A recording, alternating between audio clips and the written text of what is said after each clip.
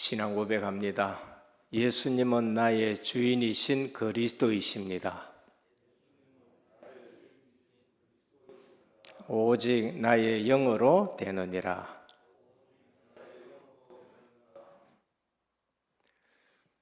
핍박 때문에 교회가 망한 적은 한 번도 없습니다. 문제 때문에 교회가 무너진 적은 없습니다. 교회가 언제 문제 속에 빠져버리느냐? 국교가 되었을 때에, 핍박이 없을 때에, 어쩌면은 정치가 교회를 보호해 줄 때에, 그때가 실제 교회는 큰 것 같지만은 그때 교회는 가장 큰 문제 속에 빠져버렸습니다. 그게 중세 교회입니다. 오늘날에는 실제적으로 너무 편안하다 보니까 성도들이 신앙생활에 게을러지기도 하고 기도를 놓치기도 하고 그렇습니다. 그래서 언제든지 문제 때문에, 핍박 때문에 교회는 정신 차리게 되고 더 든든히 서게 되는 것입니다. 우리 교회에는 실제적으로 하나님께서 그 말씀을 주시는데 정확한 말씀을 주십니다. 이건 제가 설교 잘한다는 말이 아니고 오해 없기를 바랍니다. 오늘 또 이제 갈라디아서입니다. 10월 달은 종교 개혁이 있는 달입니다. 그런데 우리에게 갈라디아서에 지금 말씀을 줍니다. 우리는 새롭게 시작하고 새로운 교단으로 들어가는 시점에 갈라디아서의 말씀을 주고 계십니다. 저는 이거를 볼 때마다 설교자지만은 한 번씩 너무나도 깜짝 놀라고 너무나도 정확한 말씀을 하나님이 우리에게 주신다는 걸 알고 정말로 전율이 올 때가 한두 번이 아닙니다. 갈라디아서는 종교개혁의 선언문입니다.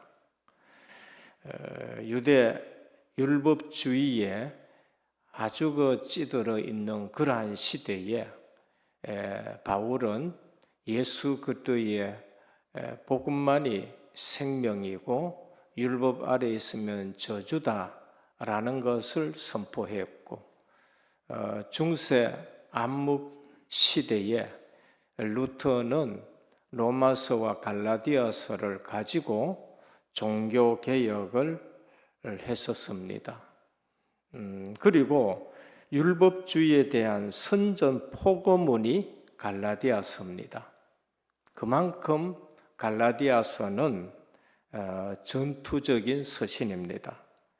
그리고 기독교 신앙의 대헌장, 자유의 대헌장이라는 것이 갈라디아서입니다.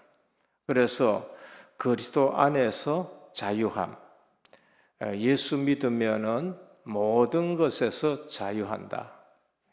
율법 아래에 있는 삶은 저주 아래에 있는 삶이다. 그러나 우리가 자유를 누린다 해가지고 방종으로 살지 말고 사랑의 실천의 삶을 살아라. 그것이 갈라디아서인 것입니다.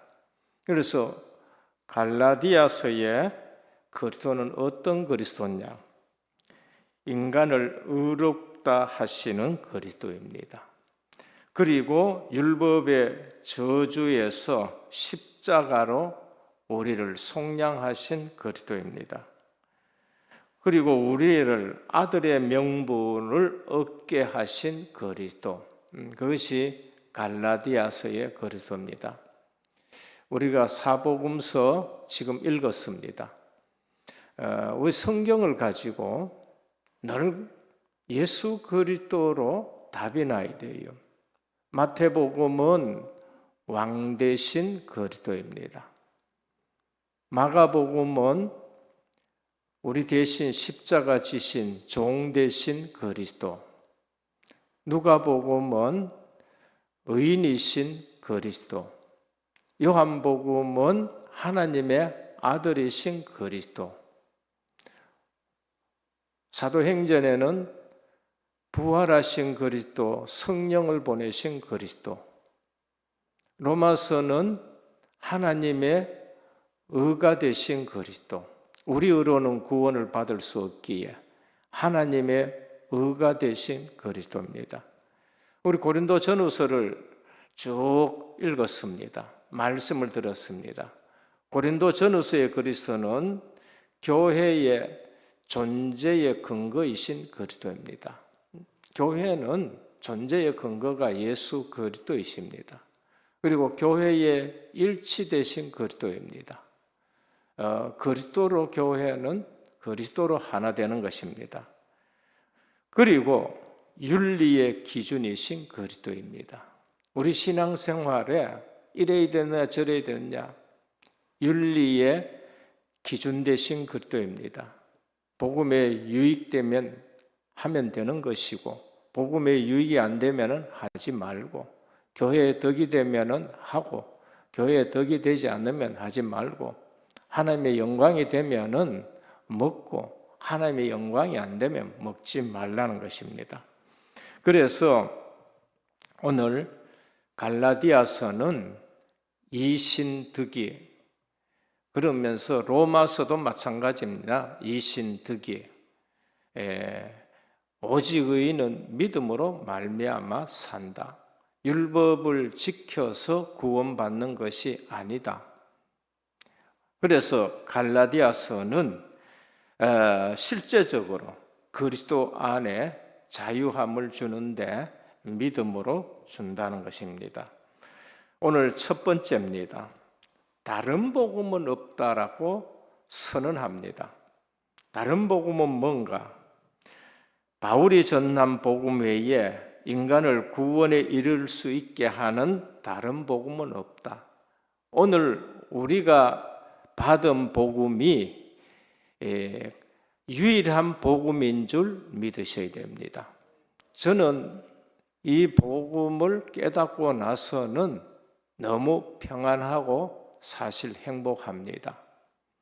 이거 알기 전에는 인생에 답이 없는 겁니다. 예수 믿어도.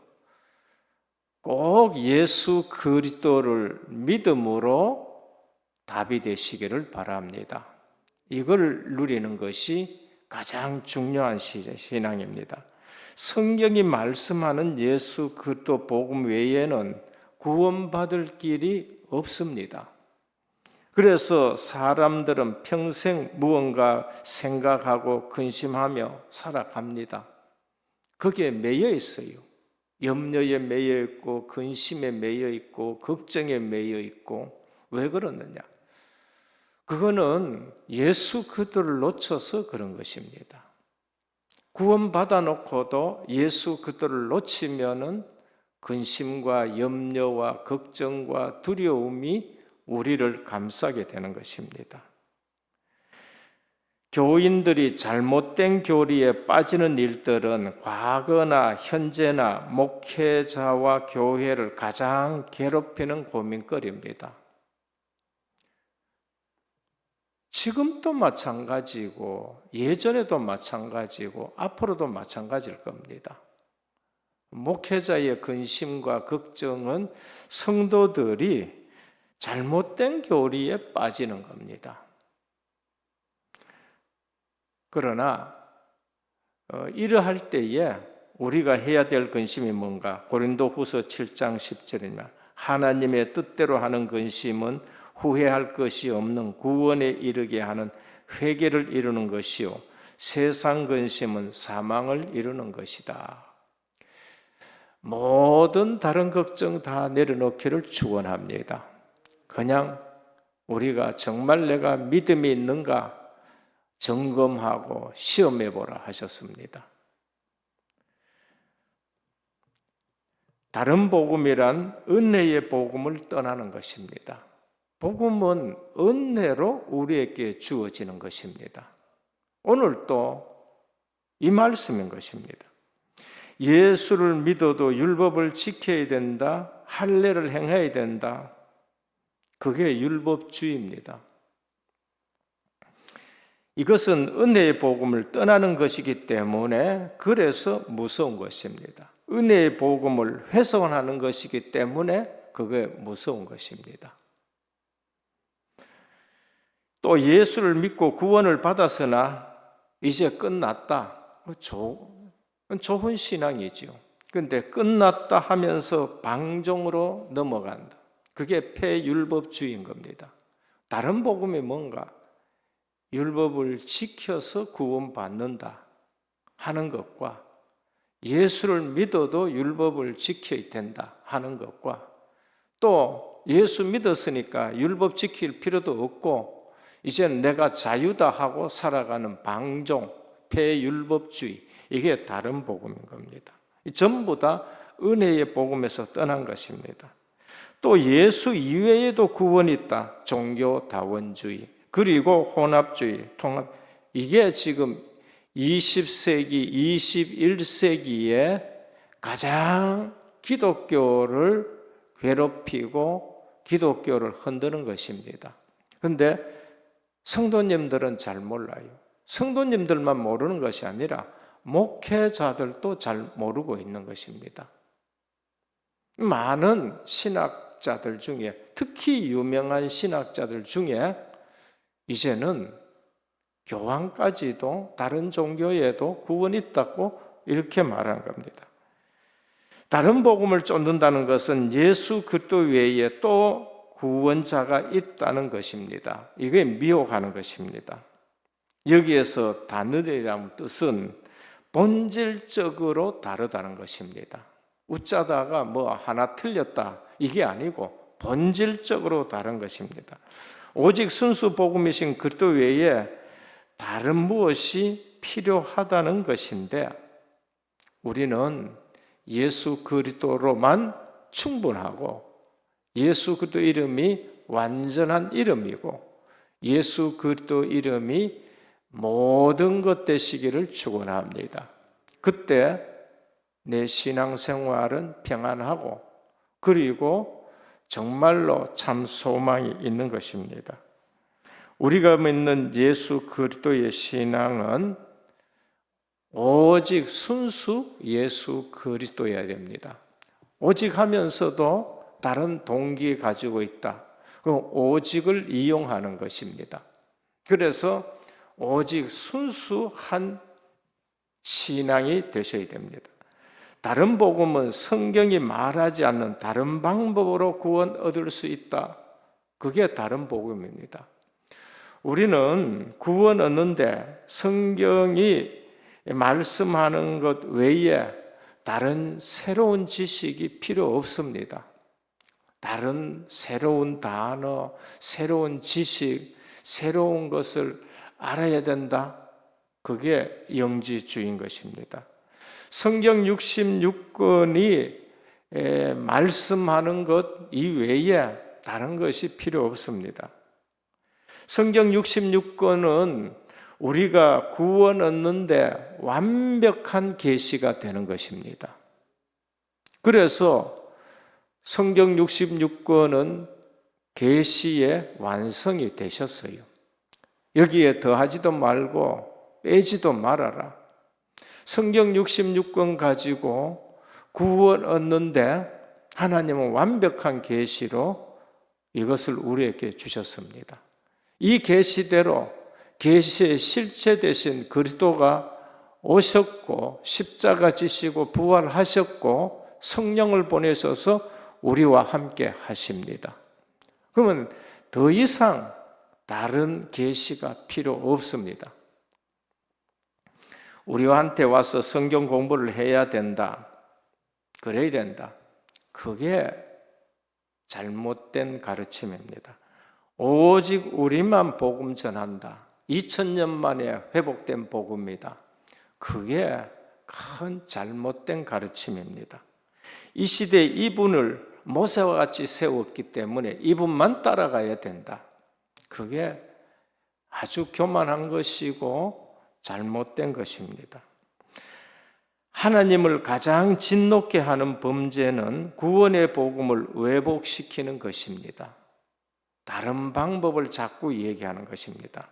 바울은 자신과 동역자들이 전한 복음 외에 다른 복음을 전하면 하늘에서 온 천사라도 저주를 받을 것이다. 성경 66권, 그때는 39권이지요.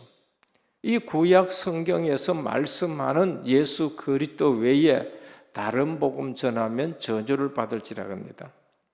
성경에는 다른 사람을 저주하는 것을 선한 것으로 여기지 않습니다. 그럼에도 불구하고 사도 바울은 단호하게 저주를 선포하고 있는 이유가 뭔가? 바로 복음을 왜곡시키는 일이 그만큼 무섭기 때문에 그렇습니다. 복음을 왜곡시키는 것만큼 무서운 일이 없습니다.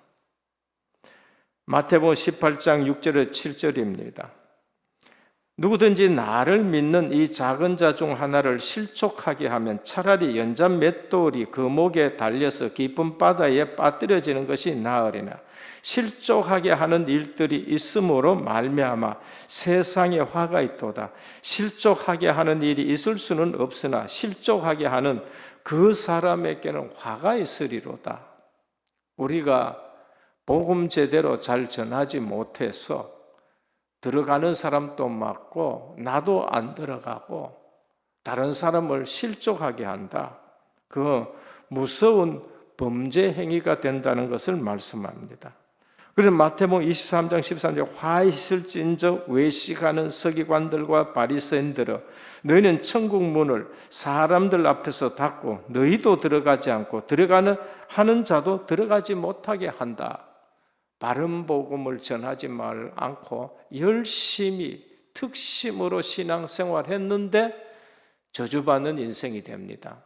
근데 거기서 사도 바울이 빠져나오고 복음 대신 예수 그리스도를 알고는 이처럼 담대하게 갈라디아서, 로마서를 선포하는 겁니다. 우리는 다른 복음에 대해서 전투적이어야 됩니다. 이 복음을 아는 사람은 다른 복음에 대해서 전투적입니다. 그래서 사도 바울은 전투적인 서신을 썼습니다. 성경에서 가장 전투적인 서신이 뭐냐? 갈라디아서입니다. 그만큼 갈라디아서는 우리에게 복음을 강조하고 다른 복음에 대해서는 경계하는 것입니다. 사사기 6장 32절 우리 신앙이 전투적이어야 됩니다. 하나님이 굉장히 기뻐합니다. 그냥 편안하게 나만 편안하면 된다. 내만 신앙생활 잘하면 된다. 천만의 말씀입니다. 그게 우리를 안일하게 만들고 그것이 어느 날 우리 기도 안 하게 만들고 전투적이지 않아서 기도 안 하는 것입니다. 그날의 기드온을 여룹바알이라 불렀으니 이는 그가 바알의 제단을 파괴하였으므로 바알이 그와 더불어 다툴 것이라 함이었더라. 기드온의 별명이 여룹바알입니다. 바알과 싸웠다. 전투적입니다. 왕상 18장 21절입니다. 엘리야가 모든 백성에게 가까이 나아가 이르되 너희가 어느 때까지 두 사이에서 머뭇거리라 하느냐. 여호와가 만일 하나님이면 그를 쫓고 바알이 만일 하나님이면 그를 쫓을지니라 하니 백성이 한 말도 대답지 못하더라. 엘리야는 850대 1로 전투적인 신앙을 가진 것입니다. 사도 바울 유대 율법주의에 대해 전투적인 사상을 가졌습니다. 신앙을 가졌습니다. 루터와 칼빈, 중세 가톨릭에 대해 전투적인 신앙을 가졌습니다. 그리고 주기철 목사님, 손양은 목사님, 일제 신사 참배의 전투적인 신앙을 가졌습니다. 이 근래에 저는 고신에 대해서 참 한 분이 고신스럽게 한 분이 나타났는데 신현보 목사님이란 분입니다. 코로나 때 물론 나라의 정책이라든지 이런 부분에서는 좀 손가락질 받습니다만은 신앙적인 차원에서는 저는 하나님이 그분을 기뻐하신다 그렇게 봅니다. 왜 지하철에 사람들이 다 타고 가고 왜 공무원들, 회사에 모든 사람들은 다 출근하면서 근무하는데 교회만 이 넓은 공간에 2m 지키면서 예배 드리면 그러면 되는데 왜 20명밖에 못 오게 하느냐? 우리는 그럴 수 없다 하고 그 교회는 계속 2m 지키면서 20명 오라 해도 500명, 600명 모이고 구청에서 난리 나고 하더라도 밖에서 마당에서 모이고 예배 드렸어요. 한국의 큰 교회 목사님들이 감동을 받았습니다. 우리가 부끄럽다 이제 이렇게 될 정도. 물론 법을 지켜야 되지만은 신앙적 양심에서 아주 전투적이었습니다. 저는 고신에서 참 귀한 분이 나왔다고 봅니다. 이번에도 차별금지법에 그 부산에 있는 그분이 일어나가지고 서울의 사랑의 교회에 전화하고 그 다음에 또 순복음교회에 전화하고 각 교단 총회하는 데 가가지고 눈물을 흘리면서 전투적인 신앙을 얘기를 했습니다. 그래서 10월 27일 한국교회 역사상 이제 100만이 모여서 차별금지법을 안 막으면은 교회는 이제는 아무 힘을 못 쓰고 유럽교회처럼 우리 후대들이 죽게 된다. 그 한 분의 외침에 한국교회 모두가 지금 일어서고 있는 것입니다. 오늘 우리 신앙생활은 전투적이어야 됩니다. 복음이 아니면은 당연히 우리는 새롭게 일어서야 됩니다. 둘째입니다. 구원의 길은 오직 예수 그리스도 한 길뿐입니다. 구원은 오직 하나님의 은혜로 시작이 됩니다. 에베소 2장 8절 너희는 그 은혜로 인해 믿음으로 말미암아 구원을 받았으니 이것이 너희에게서 난 것이 아니요 하나님의 선물이라 하셨습니다. 오늘 구원의 길 오직 예수 그리스도 이 복음은 은혜로 시작된다는 것입니다. 로마서 3장 23절 모든 사람이 죄를 범하였으며 하나님의 영광에 이르지 못하니 그리스도 예수 안에 있는 속량으로 말미암아 하나님의 은혜로 값없이 의롭다 하심을 받았느니라 하십니다. 다른 복음은 없습니다. 은혜의 복음밖에 뿐입니다. 그 은혜는 불가항력적으로 우리에게 임하게 됩니다. 왜 점치러 가고 왜 점치는 사람들이 귀신을 받게 되느냐? 자기 힘으로 못 이겨서 그걸 받게 돼요. 근데 우리는 왜 이 자리에 왔습니까? 성령께서 불가항력적인 은혜를 주셔서 이 구원의 자리에 앉게 된 것입니다. 할렐루야. 생각하면 생각할수록 그래요. 어떨 때에는 하나님 날 왜 이렇게 만듭니까? 그 불가항력적인 은혜요. 예수 잘 믿으라고, 똑바로 믿으라고. 저는요, 예전에는 이 불가항력적인 은혜, 칼빈 목사님의 그 5가지 강령, 점수 달라고 외웠어요. 점수 달라고. 근데 은혜를 받고 보니까 이 5가지 강령은 제게서 떠나질 않습니다. 인간은 전적으로 타락했네. 맞습니다, 하나님. 조건 두면 누구도 구원받을 자 없어 무조건 나를 선택하셨네요. 할렐루야, 아멘입니다.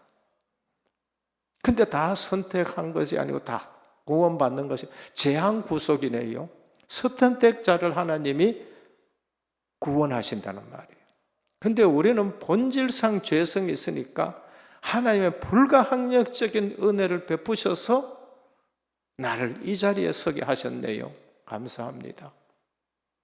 근데 끝까지 믿음으로 승리한 성도의 견인,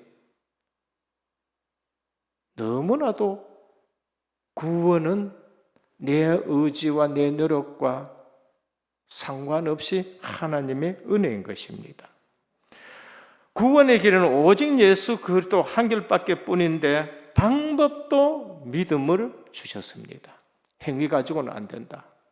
자, 믿음 갈 때에는 바로 행위 가지고 안 돼서 믿음을 우리에게 주신 것입니다. 그래서 성경에 보면 요한복음 3장 16절이나 5장 24절이나 1장 12절이나 요한복음에 보면은 오직 믿음으로 구원받는다는 겁니다. 네가 진실로 진실로 너희에게 내 말을 듣고 또 나 보내신 이를 믿는 자는 영생을 얻었고 심판에 이르지 아니하나니 사망에서 생명으로 옮겼느니라 합니다. 이미 옮겨졌습니다. 저는 중학교 때인가 부흥 강사님이 오셔서 이 말씀 하는데 이 말씀이 평생 그때부터 기억이 되는 거 있죠. 그러니까 우리가 학생 때 성경을 읽고 학생 때 한 말씀이 들어가는 게 그게 매우 중요해요. 중학교 때인데요. 부흥회할 때 그냥 딱 앉았다가 구원에 대해서 말씀하는데 요한복음 5장 24절 진실로 진실로 너에게니 사망에서 생명으로 옮겼느니라. 과거다. 다른 길이 없습니다. 요한복음 14장 6절 내가 곧 길이요 진리요 생명이니 나로 말미암지 않고는 아버지께로 올 자가 없느니라 그래요. 간또 크지. 목회자들이 천주교 사제들이 다른 종교에도 구원이 있다. 간또 커요.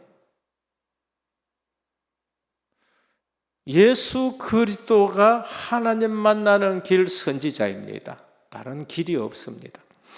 예수 그리스도가 왕입니다. 요한일서 3장 8절 하나님의 아들이 나타나신 것은 사단이 이를 멸하려 함이라.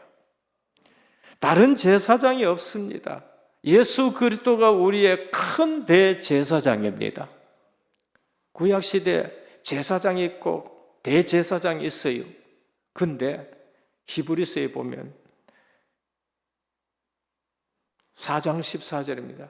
우리에게 큰 대제사장이 있으니 승천하신 자 곧 하나님의 아들 예수시라. 우리가 믿는 도리를 굳게 잡을지니라 했습니다. 다른 길 없다. 굳게 잡으시길 바랍니다. 다른 왕이 없습니다. 굳게 잡으셔야 돼요. 다른 제사장이 없습니다. 큰 대제사장 예수 그리스도입니다. 정말 끝냈다는 걸 아셔야 돼요. 끝냈는데 왜 술이 필요해요? 끝냈는데 왜 눈이 딴 데로 돌아가요? 너무나 지금 엉뚱한 짓을 하면서 합리화시키고 있는 겁니다. 예수 그리스도의 복음만이 인간을 변화시키십니다. 이게 구원이에요. 19절입니다. 바울이 회심하고 변한 것은 부활하신 예수 그리스도를 만나고 나서 그렇게 된 겁니다.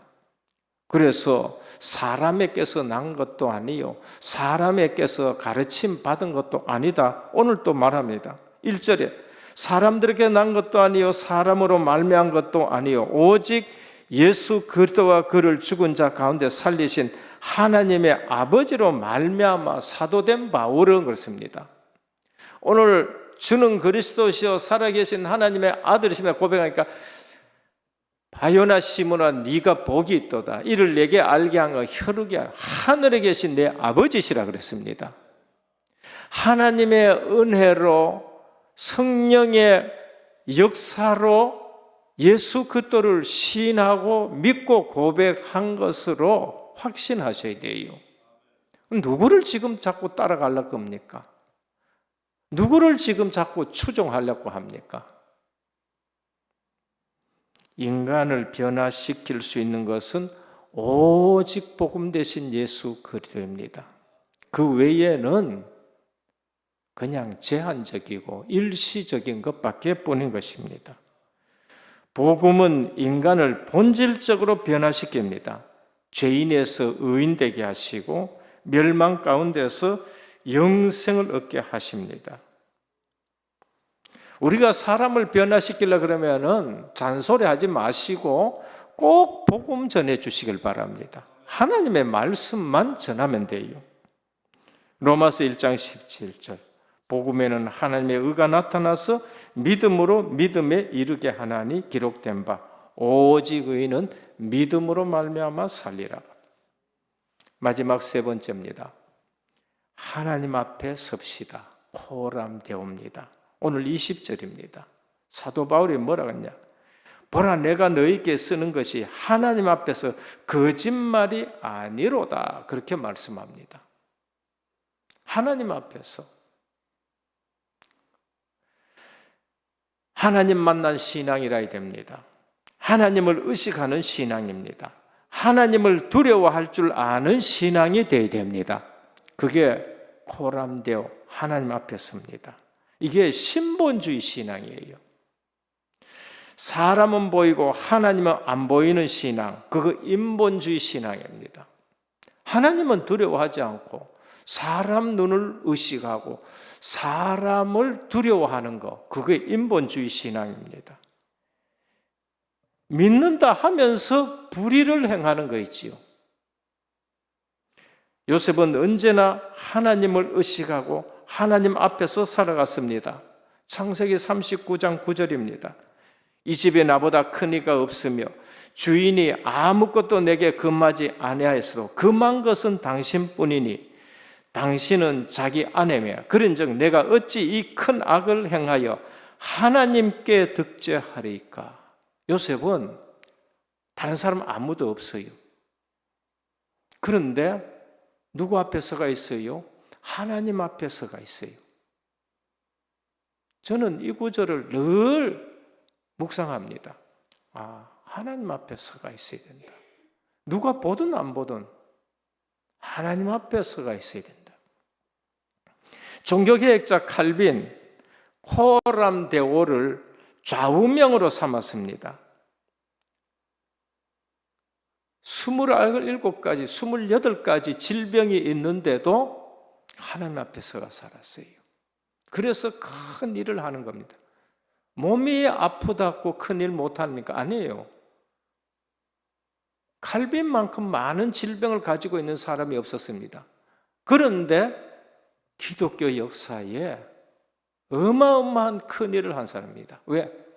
코람데오를 좌우명으로 삼았기 때문에 그렇습니다. 예전에 신학교 다닐 때에 고신, 오늘 자꾸 고신 얘기가 왜 많이 나오나? 우리 벽석에 들어가는데 신학교 딱 들어가는데 정문 앞에 뭐라냐? 코람데오 딱 적혀 있더라고요.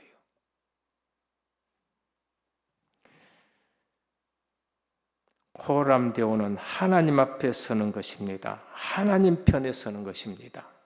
하나님 앞에 서 계시지만은 하나님 편에 서시기를 바랍니다. 여러분, 하나님 편에 서면은 나를 도우는 숫자하고 상관없습니다. 기드온 300명 가지고 이겼습니다. 히스기야 혼자 기도했는데 이겼습니다. 어떤 어려움과 환경과도 상관없습니다. 모세, 다윗, 요셉 어떤 환경과도 상관없어요. 하나님 편에 서면은요. 그런데 대부분 사람들 편에 서고 사람들 말 듣고 하나님 말씀은 다 놓쳐요. 내 힘과 능력과도 상관없습니다. 왜? 내 연약한데 하나님의 능력이 머물기 때문에 그렇습니다. 근데 그 약한 분들이요, 다 이겨요. 그 약한 마가다락방의 여성도들, 갈릴리 사람들이 다 이깁니다. 루터는 그 로마 교황청 큰 재판 앞에 뭐라 그러냐, 내가 지금 하나님 앞에 섰다라고 선언하고 싸운 것입니다. 혼자서가 있어요. 오늘 또 호람 대원은 하나님 앞에 서는 것이요, 하나님 편에 서는 것입니다. 다윗이 하나님 편에 섰기 때문에 사울이 그처럼 3,000명을 풀어도 이길 수 있었고 골리앗 앞에서도 이길 수 있었던 것입니다. 제발 복음의 능력을 의지하고 영적 싸움 싸울 줄 아는 성도님들 되시길 바랍니다. 제가 은혜교회 올 때 배경 하나도 없었습니다. 진짜 하나도 없었습니다. 우째 저를 데려오신 분까지 다 떠났습니다. 정말입니다. 같이 오신 분들 한 분도 지금 없습니다. 다 떠났습니다. 그러나 저는 늘 부끄러운 얘기지만은 하나님 편에 섰습니다. 이제 백석 거기 아는 분 한 분도 없습니다. 또 하나님 편에 서는 것입니다. 지금 또 마찬가지입니다. 결론입니다. 신앙생활은 우리의 아내를 위해서 신앙생활을 하는 게 아닙니다. 우리가 신앙생활은 평안을 누리고 하나님과 교제하는 것이지만은 신앙은 언제든지 전투적인 생활인 것입니다. 지상교회는 전투적인 교회입니다.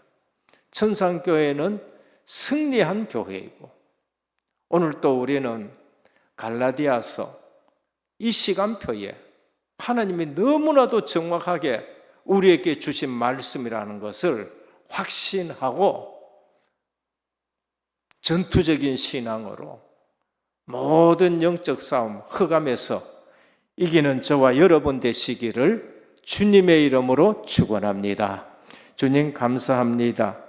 오늘 우리는 갈라디아서를 통해서 다시 한번 우리의 신앙이 전투적인 신앙이 되고 거짓과 부패와 그러면서 혼합된 모든 신앙과 싸우는 유일성 가진 우리 성도들 되게 하여 주옵소서. 우리 힘으로 능력으로 되지 않기에 오직 나의 영으로 된다 하셨사오니 주의 성령께서 은혜교회에 강하고 크게 역사해 주옵시고 우리 연약하지만은 주님의 능력으로 오직 예수 그리스도의 복음으로 이 시대에 전투적인 신앙으로 교회를 든든히 세우는 저희들 되게 하옵소서. 예수 그리스도 이름으로 기도드립니다. 아멘.